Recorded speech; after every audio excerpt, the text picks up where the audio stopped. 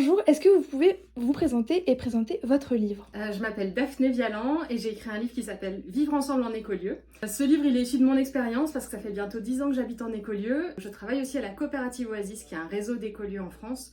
Et depuis quelques années, j'ai accompagné entre 30 et 40 écolieux à prendre soin de ce qu'on appelle le putain de facteur humain. À prendre soin de leurs relations, traverser leurs conflits, tout ça. C'est nécessaire aujourd'hui pour faire face à cette crise globale qu'on vit, réapprendre à faire politique. Et dans ce livre, je propose justement des pratiques, des exercices, des témoignages pour vous donner envie, courage et vous accompagner dans vos expérimentations collectives.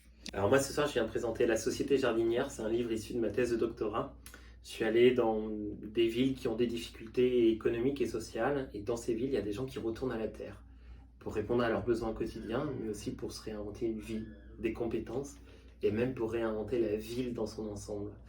Et donc ce livre enquête sur cette société jardinière qui s'invente à l'intérieur des villes, sur comment les jardins sont des cannes, des épaules pour les personnes les plus pauvres, et comment à partir des jardins on peut penser des modèles alternatifs de développement pour tous les territoires, qu'ils soient urbains ou ruraux. Je suis Raimund, je suis moine zen, jardinier et maraîcher. J'ai écrit ce livre, Sol vivant, paroles vivantes. Dans ce livre, on raconte cette